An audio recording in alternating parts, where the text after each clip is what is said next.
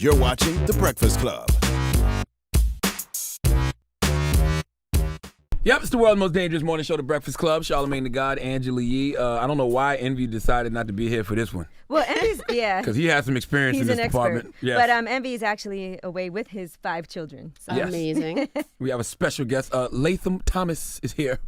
Hey. Good morning. Thank you so much for having me, you all. I listen to you every morning. I'm so grateful to be here and have this pivotal discussion with you. So Thank you. So now, are you a doctor? I am not a doctor. Okay. I am a doula. I'm a women's wellness expert and an author. My real focus is to help women reclaim their bodies as sacred and to own their glow, right? So part of that is through the work that I do with delivering babies, which is as a emotional support, as a doula, really, and physical support for people. So it's not what the doctor does, but, you know, the doctor comes in to, like, catch the baby, but I do everything else leading up to that. Got you. It's like a producer for your birth. Got you. You know what I mean? You were there with Got you. DJ Khaled when Assad was born. Yes, on Snapchat, which Nicole, by the way, did not want. Right. So that was a little bit like frustrating to have to navigate that. But I think it was a beautiful lesson for the world because many people haven't ever seen a birth. And so that was the first experience for a lot of people to see a beautiful birth like that unfold. And I think that's a powerful teaching lesson, you know? So there was, you know, upside for that. As a woman, though, wouldn't you tell Callie, this ain't about you, bruh.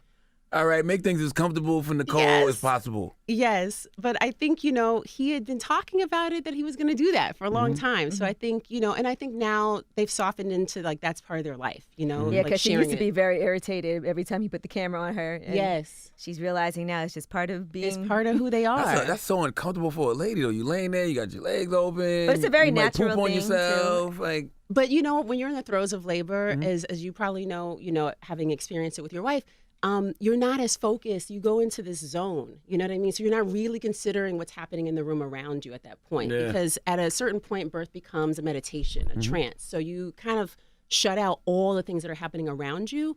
And so, like, nobody's thinking about, like, is there an intern in the room? Are there, like, nurses walking in and out? You know what I mean? At that point. But I think leading up to that, you really have to set the tone for women to feel safety, security, and a sense of real belonging.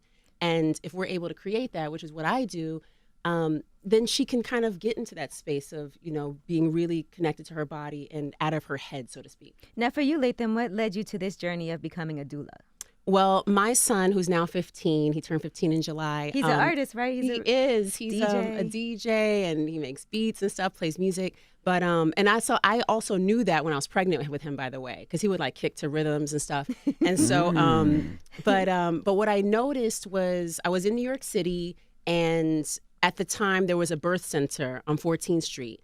It's right next door to like the Derby or whatever it's called now. So my son thinks he was born in a nightclub. But it was the one freestanding birth center, meaning that you could have a natural birth there and just do whatever you wanted. You would walk in, you feel comfortable, and it was outside of the realms of a hospital. So they had midwives there, and I had an amazing delivery. I walked out. I had my son at like 1 in the afternoon, and I walked out like at 6 p.m. And I was like, where are the grown-ups? Like, y'all letting me leave with this baby? But it was so empowering because I was in there with women and in the dark and in a bathtub and just like in a zone, you know? And I think that like 20 minutes after my son was born, I was like, I have to protect this process for women because people never told me that it could be that way, that it could be really like a trance. And, you know, I had an experience where like my ancestors showed up during the birth. Wow. really? So I felt like, okay, somebody has to protect this for women and really be a safeguard for them in this process. And so often, you know, we're subject to like what a doctor wants or, you know, what a system sort of like sets in motion, and you kind of like, you know, succumb to that without knowing that you have rights and that you have the ability to take charge of the process. So, and knowing that a mother is very vulnerable, I knew that I needed to help protect that process for women. So that's kind of what led me to step into it in a deeper way. Like if people always ask for an epidural, right? They'd be like, oh, I don't want to get an epidural, but then they're in so much pain. Sometimes women are like, okay, give it to me. That's what I'm saying. Are there benefits to natural childbirth? Yes. So it's interesting because the epidural, when we think about pain, there's so many aspects of our lives where we experience pain and then where we tolerate it for beauty, for all kinds of things, right? We'll tolerate pain. And then we don't ever think about the idea of experiencing it and going through it for childbirth. And it's actually like a rite of passage, right? And also the pain informs the body of what's happening. And so there's a biofeedback that's happening with the mother and the baby with sensation, right? And so the way that we can lower the intensity of pain is keeping a mother comfortable, keeping her out of a fear state, because there's something called a fear, tension, pain cycle. So if you feel tension, that's going to spark fear and then create more pain in the body. So if you can start to you can start off making a woman feel safe, secure, like she's, in a bubble of love, she'll have a lower sensation of pain. But even if she's experiencing that, there's so many measures that we can do with her to keep her comfortable. And so we use all of the natural things that we can. And then epidural is there as an option, but it's not like the first line of defense. Right. It's like something that we use, and we try to use it way further out because, it does pass, the drug, any drugs that you experience in a labor do cross the blood placental barrier, which means that the baby does get contact with them. So you want to minimize that. So that's probably why you were able to walk out, because you didn't have to get an epidural. And I would Right. assume you're groggy for a long time. Yes, and then you also, because of what happens, it's like a numbing, right? So it goes into the side of the epidural shaft in the spine. So what happens is your whole lower body feels numb. So can you imagine that you can't get out of the bed? It makes it uncomfortable because you want to move around in labor, right? It's like you want to move your body. Like a lot of women say, I want to twerk my baby out. So, you know what I mean? You can't do that. That sounds if fun. That's when they tell have you an walk around the epidural. room and stuff. You can walk around Yeah. the room, yeah. So it's much easier, to have access to the water, to movement. A lot of women too. That I ask women to pack vibrators because pain and pleasure run concurrently. But if you're Really? yes, and so if you can have a mom go in the bathroom, turn the lights out, have her vibrator, put her orgasm? yes, that helps Really? that helps to mitigate the pain too. That's Why- amazing. Why are black mothers in the U.S. dying during childbirth more than 3 times the rate of white women? So I'm so glad that you asked that. And we're in a crisis. Actually, the CDC has said that black women are in a state of emergency. And it's a shame that not on every single platform we should be talking about this. In our media, in our black media specifically, we should be talking about this. And so we have to be the ones to carry this story. So I'm so thankful for you all to have this conversation. We don't think about, there's a lot of invisible factors that come into play. There's things like preeclampsia, which is high blood pressure, which happens, I know last week, or I think it was a week before, Beyonce had announced in her Vogue article that she had preeclampsia and ended up with high blood pressure, had to have an emergency C-section for her twins. Serena Williams had talked about having, she had, I think it was some nodules on her lungs or something like that, like clots and stuff. And so she ended up having a C-section, but it led to her getting the clots. And so these are two powerful, powerful women who have all of the money and resources in the world. You would think that they would be protected, and they weren't, right? And then we have women who don't have the money and access, but that are, that are victims of systemic racism, of being in a system whereby, doctors, if you go to a hospital, it's already steeped in the culture of supremacy, right? It's already we're better than you, you know what I mean?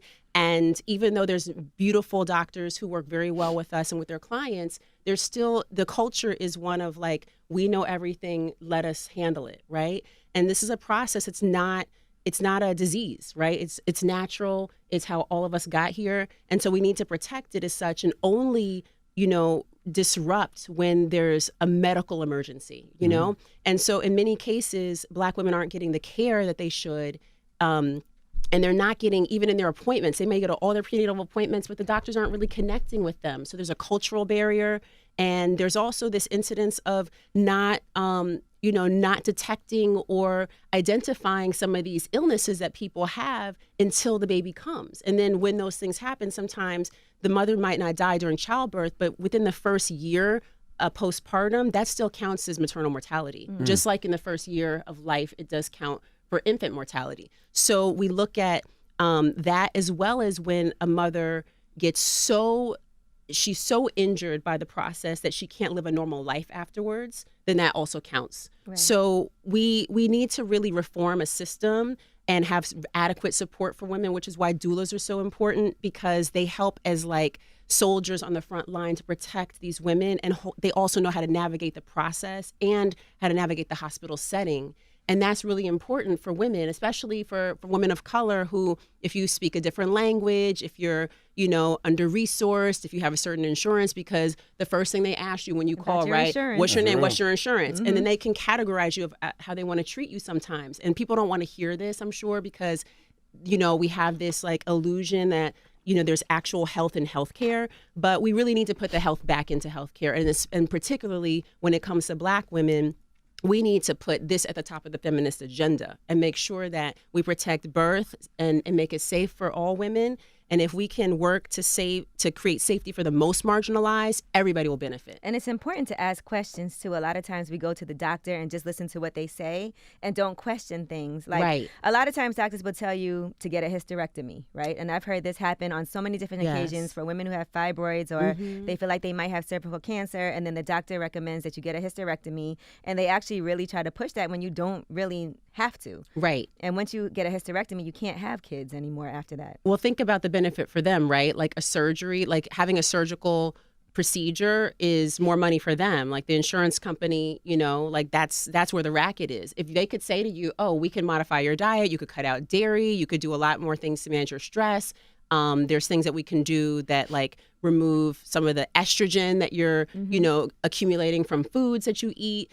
If we looked at that first and had people look at their diet and lifestyle, then like the hospitals wouldn't be in business in that way, right? So yeah, I think for disproportionately, Black women get advised to have hysterectomies. My mother was advised to do that for many years, and I helped her. I was like, Mom, don't, and I gave her like protocol to do to kind of, continue with the process. But she had a lot of things that were making it so that she ended up going that route ultimately, but she warded it off for years. Right. I think that the first thing you come in, they're saying to you, let's like remove your uterus. Nobody ever says to the, a man, he comes in, he's like, oh, well, I have a problem. Well, let's take off your testicles. Like nobody, nobody is going to say that, because also the uterus is a very powerful player in pleasure for women. So when you think about, it's not just a useless organ if it doesn't, hold a baby. It's also powerful for our pleasure, for orgasm. So, if you have to take it, let's take it because it's like there's a medical reason to do so, not because like it's inconvenient.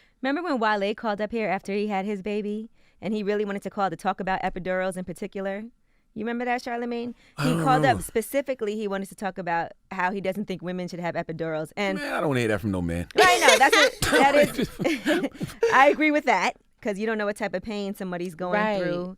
But it was just interesting because for him to call up and be so strong and passionate about it after his baby was born, it was just interesting to me that was something that was on top of his mind. Yeah, I mean, you asked me earlier that I want to have a child because I'm having another girl. Yeah. And yes, I want a boy, but it's not worth it to me because I see those mortality rates of all these Black women dying during childbirth. And my wife's last pregnancy, she developed what's it called? Something diabetes. Gestational diabetes. Yeah. And she ended up having to have an emergency C-section a month early. And so now we have a scheduled C-section for the next child. So I'm like, it's not worth it to me. Like, I would rather stay away from it altogether. See, that's the thing that is sad to me, right? Because people then say, like, I feel like I don't have hope. It's this entire, if we can think about the landscape that we're in, when we arrived on these shores in like the 1600s, the first Black granny midwives arrived, and they carried with them in their hair seed from the motherland that ended up in the soils here so that we would have our medicine here. They delivered not only their babies, they delivered the master's babies. They even took care of the master when there was no doctor around. And these were women who birthed this entire nation, who breastfed and wet nursed this entire nation.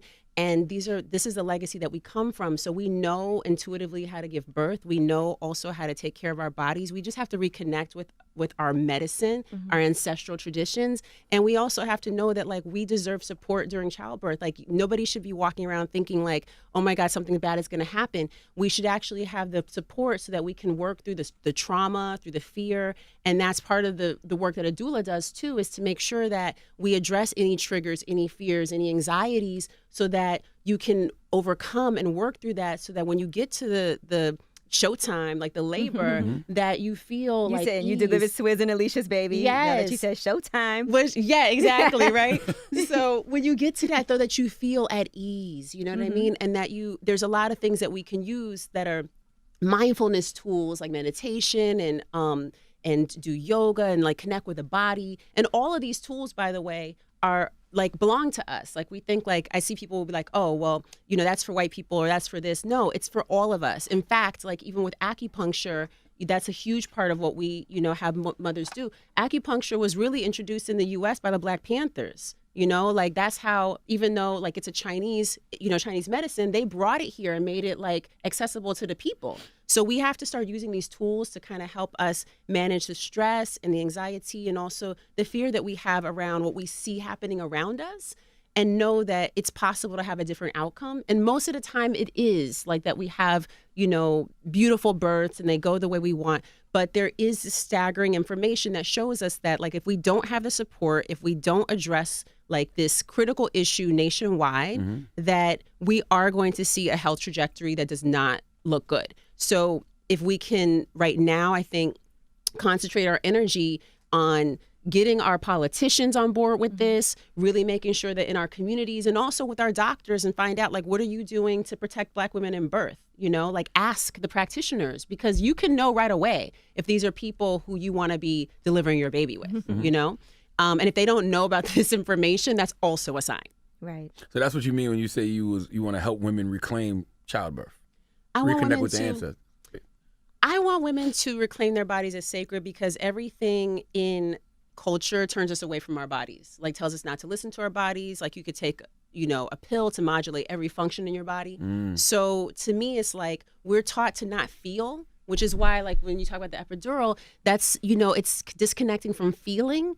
But, birth is like a rite of passage. And so, yes, I'm thankful that we have the epidural in an emergency situation or in a situation where it's a compassionate choice for a mother. But in many cases, it's like, oh, well, you don't have to go through this. It's like, no, this is a process. And on the other side of that, I know that mothers feel a certain satisfaction when they come on the other side of anybody who goes through something that's like heroic. On the other side of it, you have something that you didn't have when you started.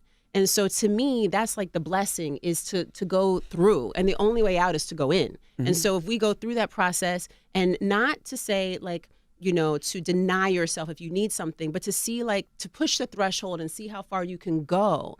And then if you need it, it's fine, it's there. But many cases women don't. They just really need support, and that doesn't exist in our culture. Like we don't support women. Right. You know what I mean? Because sometimes people will be like, I'm getting an epidural. I don't care. They don't even know if they're going to need it. They don't even know if they're in pain. Like I've had women who didn't even realize that they were at the very end. Right. Like they were like, oh wait, I'm that dilated. Like I could push soon. Like Yana delivered her baby right in the remember her and Iman together. Yeah, she did didn't it make it to the herself. hospital. Yeah, exactly. In the tub, right at home. So so sometimes you don't even realize. But I think again, if we could shift the culture around pain and start to think about like, no, this is like every contraction is me getting closer to meeting my baby. And like, let me connect with like, this is, each time my body contracts, like I'm also pushing, fluid out of the baby's lungs, pumping the lungs so that the baby can breathe when it gets here. Like there's all kinds of ways we can really envision. And we have these mindfulness tools so that we can transcend pain also. So I think it's like we need to teach people this stuff. And this is stuff that we can start doing now. Like we can start doing this with our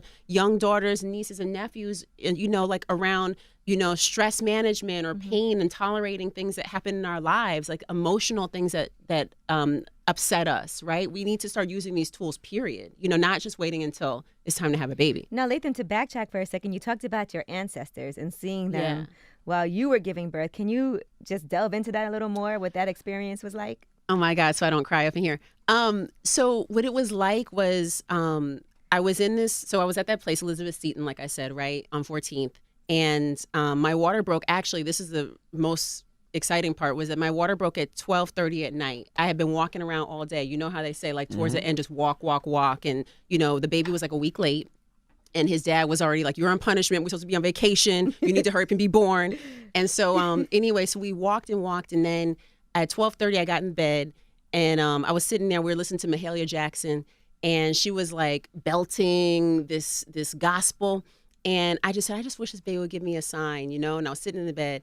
And then as she was singing, like my water broke, and I was in the bed, and he was like, "You're peeing in the bed." I was like, "I'm not peeing in the bed. It's water." And I got up, and it was like Sex in the City, like with Miranda, and like splash. I was like, "Oh my God!" So then I knew like it was. But we were so excited, so we like called all our friends. You're like, "Yo, the baby's coming!" It was like, he was acting like it was like he was a promoter, like, yo, so yeah, 12 o'clock. VIP, exactly. Like, who's coming? And so then like, I think like 9 hours later or so, like around 9 a.m., we rolled up. I took a shower like at 6 in the morning. I just stayed by myself. And then around 9, I was like, I couldn't talk. Like it was just taking over my body.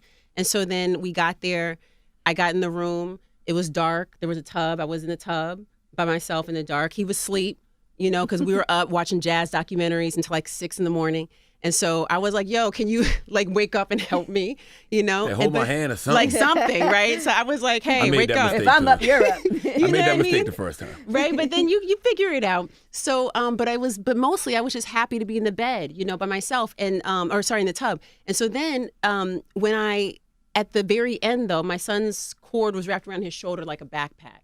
And so as he was coming down, his heart rate was decelerating. And so they asked me to get out of the tub and get in the bed and like squat him out or whatever. And that's when I felt this like horseshoe shape around me. And I looked up and then I saw like, and this is before Black Panther, by the way, I saw like this looking down on me, like these ancestors cloaked. I didn't recognize the faces, but there was like this soul recognition. Are you from the Bronx? I am not from the Bronx. Okay, just making sure. No. Trying to figure out why you throwing up the X. All right, No, exactly, right? But it was just like this, and I looked up. I was like, I want to be up there, and I felt myself ascend out of my body, and I could see the whole process unfolding. Wow. I've heard that before. It happens. And so then I was saying things, and they were like looking around, like, what is she talking about? Because she can't possibly see this from where she is. And so all I have to say is like that experience, and people who were in the room remember it. So that alone to me was like, whoa, you have this out-of-body experience. And it's also connected with neurochemicals like DMT, which is called the God chemical. And that chemical we release at high-level arousal and orgasm, at birth, and at death. And that's the one where you see like the light, there's like this higher consciousness. And also at the 49th day of life, in conception, when a baby is still growing inside of you, they start to release DMT, which means that's their first experience of God at 49 days. And a lot of world cultures believe that that's the first day the soul enters into the fetus. So it's like you have this, cocktail of hormones, including oxytocin, which I'm sure you heard of before.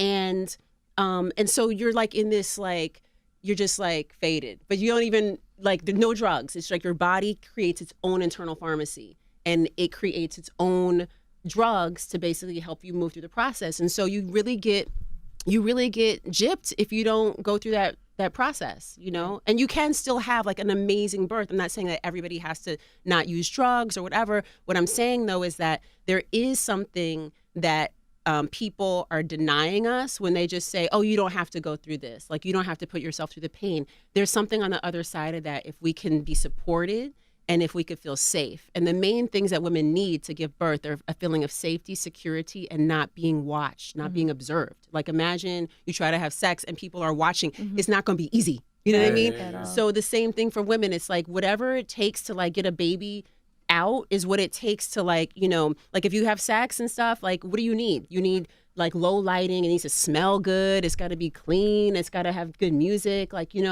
like that kind of vibe. And the same for a baby, like to go into labor, you need to like have lower lights, right. The mood, right? We have to control the mood. And so we can protect that if we have the people around us, right? Like our partners or the doula, the doctor, get everybody on the same page. And my job is to like make sure everybody's on the same page. Speaking of sex, I didn't know sex while pregnant helps lower blood pressure and helps you to sleep better.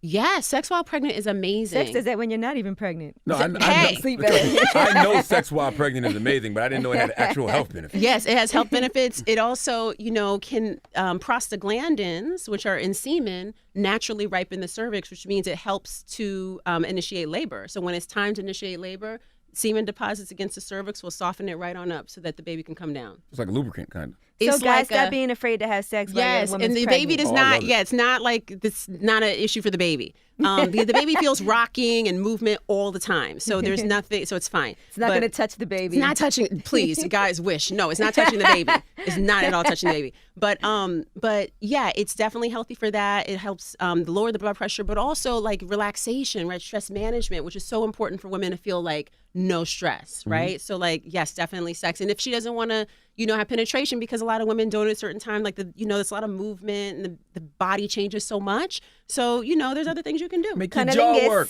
Yes, Hey. cunnilingus. Yeah, get it earlier, popping. Charlemagne. The name of the book is Own Your Glow. What is it about pregnancy that gives women that glow, especially around the eighth month?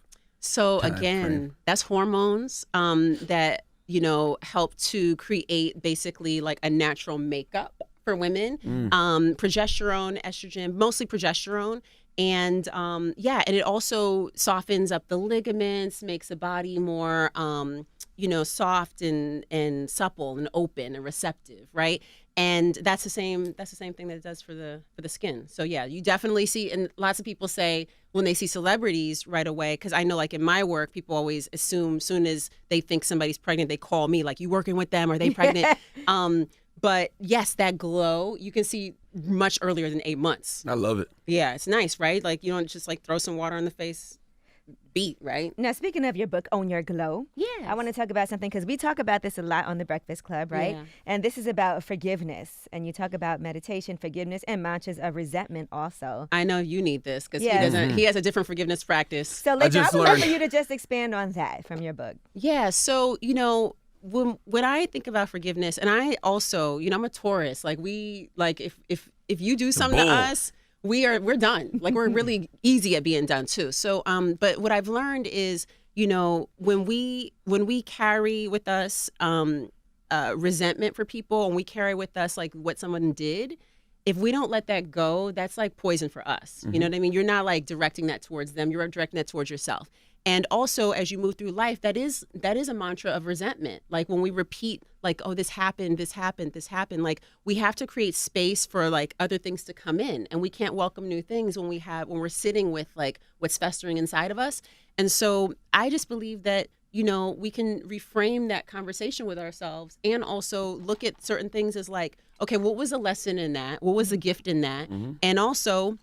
And sometimes it might be like, I'm not messing with that person no more. Or it might be that, you need to do some personal work to figure out like how you can feel comfortable with what happened. Because you can never change the past, but you can change your relationship with it.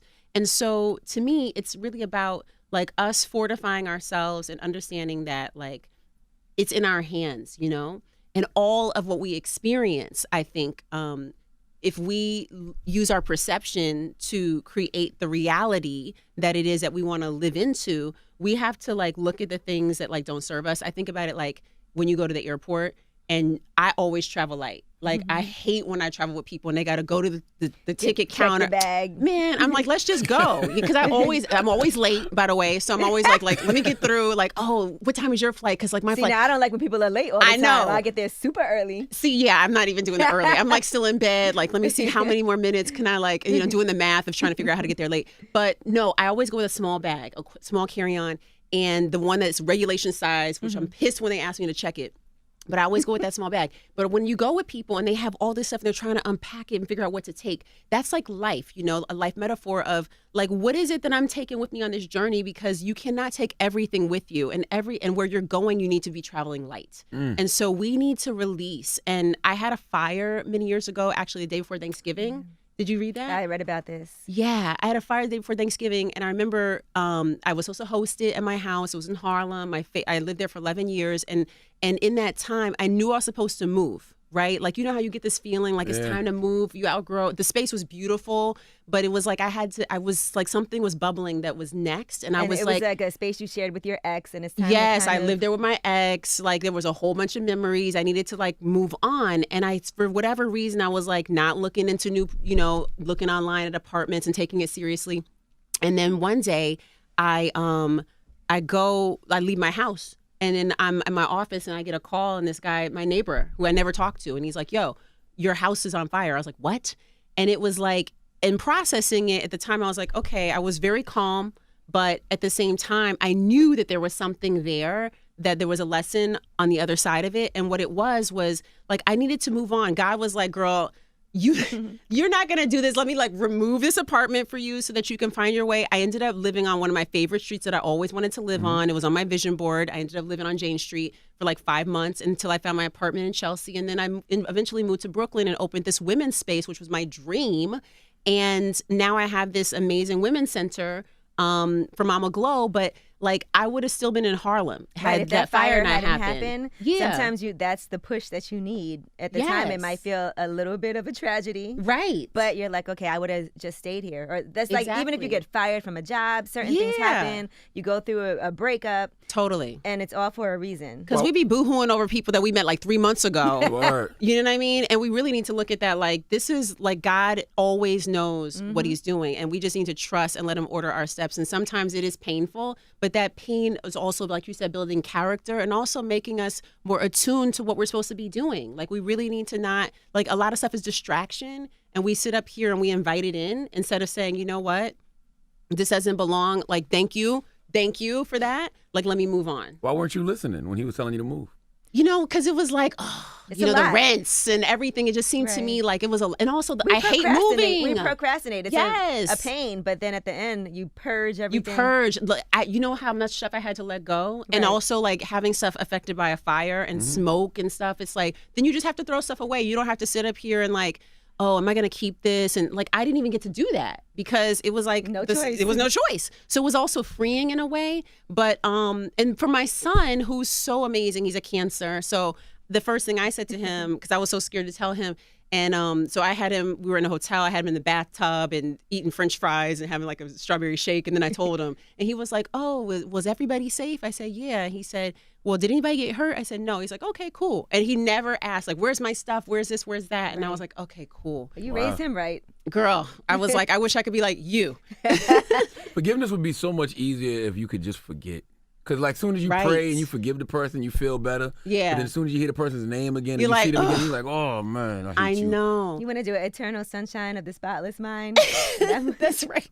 For real. You forget and erase your memory. But it's all also lessons learned, like you said. What did I learn from this experience? You know, also moving into the future. Exactly. And also I think it's like when you shine and when you do you and when you like, you know, don't divert any of your energy towards that person, like they also see you, you know what I mean? Like they also see you on the come up, what you're doing, living and your glow up, living your best life, right? They see you doing that. And so they're like, damn, you know, like I could have been in their life and I messed up, and I can understand that they're like being respectful of me, but you know, they've moved on, like that, you know, that's a chapter closed. But it's also good discernment, you know, because we need to learn as we go, like not everybody deserves to be in the circle, and the circle gets smaller as we know, as we grow, right? And so I think it's really important to acknowledge that, like it's okay that like people, you know, come in and then they also like create their exit. You know what I mean? Right. Sometimes that's important for us. That's what I learned a lot as I was reading your book, because I know I do have a lot of people in my life, but it's okay to let certain people that's not benefiting your, I guess your I don't know, energy. Growth. Your growth. Yeah. Your energy. Sometimes you do have to let people go and things go, because I definitely need to declutter. Yes. That's part of all this too. I have so much stuff that I just hold on to when it comes to people and when it comes to things. Yeah. I'm like that too. I mean, I'm like a hoarder. See, yeah, like you don't be on the show. Not as bad. Not as bad. We don't want to have you on the like, show. Well, I got this T-shirt from somebody that I went to high school with, and it means a lot. Like I'll keep something forever just because it has some type of sentimental value to it, but I'll never use it. So. Right. I mean, it's cool to keep things that like create. Like, so I think part of it too is like if you create two buckets, like does it tire you? Does it inspire you? You know, like anything in life.